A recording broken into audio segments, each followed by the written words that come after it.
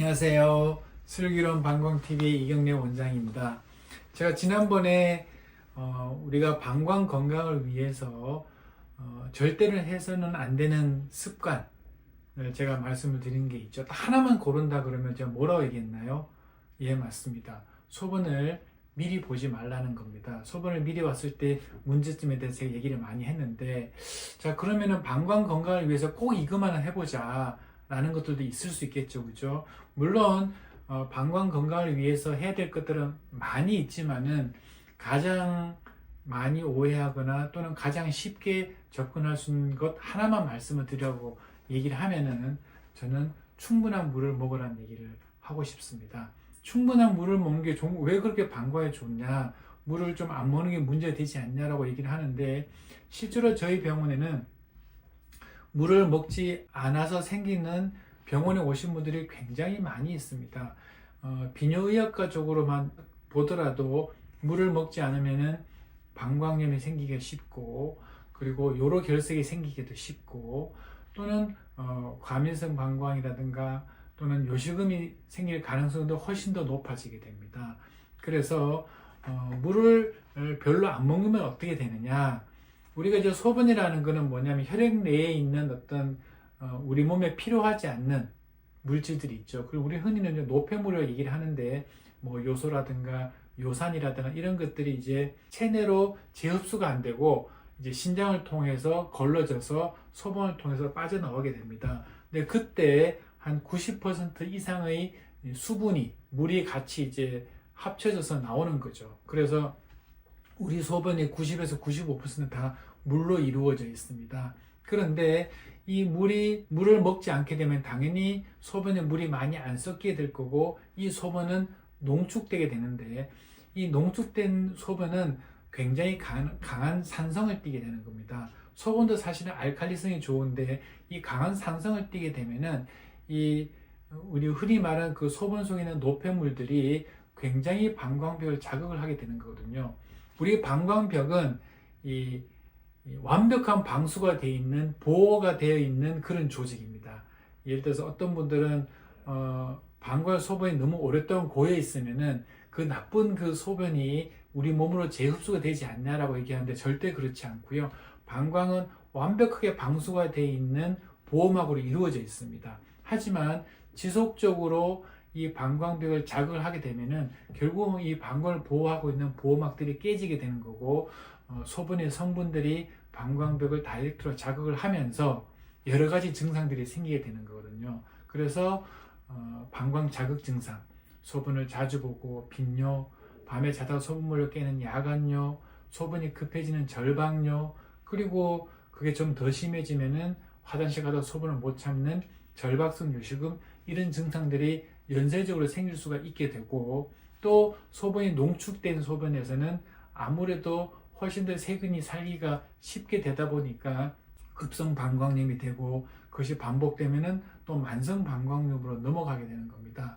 그리고 아까 말씀드린 방광을 싸고 있는 보호막들이 깨지게 되면은 방광 통증이 생기게 되고, 또 심해지면 간질성 방광이 생기게 되는 거죠.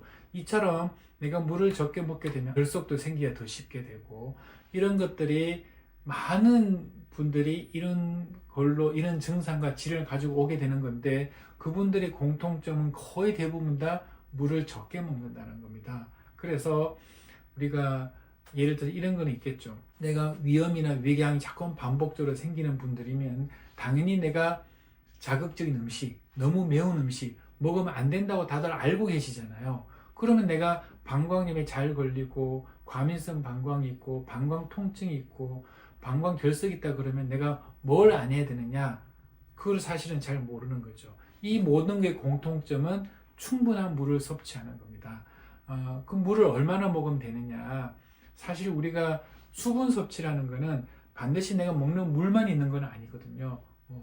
음식도 있고 국도 있고 여러 가지 방법을 통해서 이제 차도 마실 거고 커피도 마실 거고 하기 때문에, 이런 수분 섭취를 다 합쳐서 했을 때 보통 1.5에서 2리터 정도를 먹으라 얘기하기 때문에, 사실 내가 정확한 물을 얼마나 먹어야 되는지 사실 정해져 있는 건 아니거든요. 그래서 그때 사실 우리가 가장 쉽게 생각할 수 있는 게, 먹는 물의 양을 체크하는 것보다는 소본 양을 체크하는 게 가장 정확한 방법이 되는 겁니다. 그래서 내가 충분한 물을 섭취하고 있는 건지 궁금하다고 하면은 내가 소본 보는 양을 체크하셔가지고 하루에 소본 보는 양이 한 1.5에서 2리터를 보게 된다라고 하면은 사실은 적절하게 물을 섭취하고 있는 거다라고 생각하시면 되고, 아까 제가 얘기한 그런 어떤 질환들을 좀 예방적 의미를 하게 된다 그러면은 하루에 2리터 정도의 소본을 보는 게 좋다라고 생각하시면 될 것 같습니다. 우리가 커피나 차, 뭐 심지어는 맥주도 물이지 않을까요? 그죠? 그래서 이런 다 물이지 않을까요? 생각하는데,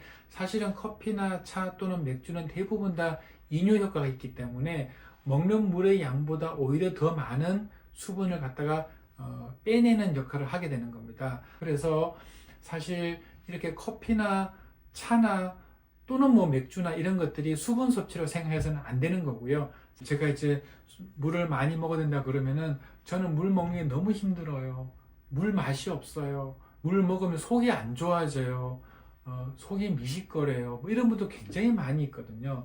근데 그런 분들 사실은 물 먹는 걸 제가 이렇게 물어보면은 물을 이제 벌컥벌컥 먹어야 된다고 이렇게 생각을 하는 분들이 많이 있습니다. 이게 저희들이 이제 예를 들어서 물을 먹는다, 이렇게 물을 먹어야 된다고 생각을 하는 거죠. 근데 사실은 이렇게 이 양의 물을 한꺼번에 먹으려고 그러면은 이게 익숙하지 않는 분들은 굉장히 어렵거든요. 그래서 많은 양의 물을 한꺼번에 먹을 필요가 없다. 적은 양의 물을 먹게, 예를 들어서 내가 종이컵 한 잔의 물을 먹는다, 이런 경우는 사실 대부분 다 괜찮거든요. 속이 뭐 미식거리거나 소화가 안 되거나 이런 분들 거의 없습니다. 그래서 내가 물을 먹는다고 해서 많은 양의 물을 한 번에 먹는 생각하지 마시고 조금의 양으로 나눠서 드시게 되면은 거의 대부분 문제가 없을 겁니다. 물을 많이 먹는 게 내 방광 건강에 굉장히 좋은 거구나. 또 물을 안 먹어서 생기는 많은 증상과 질환들을 예방할 수 있는 거구나 라고 꼭 생각해 주시고, 저희 구독자님들은 꼭 충분한 물을 섭취하는 그런 구독자님들이 되시기를 바랍니다. 오늘은 방광 건강을 위해서 꼭 해야 될 것 하나만 얘기한다 그러면은 충분한 물을 먹어야 된다 라고 제가 얘기를 하고 싶고, 다음에는 또 더 좋은 내용으로 찾아뵙도록 하겠습니다. 여러분 안녕.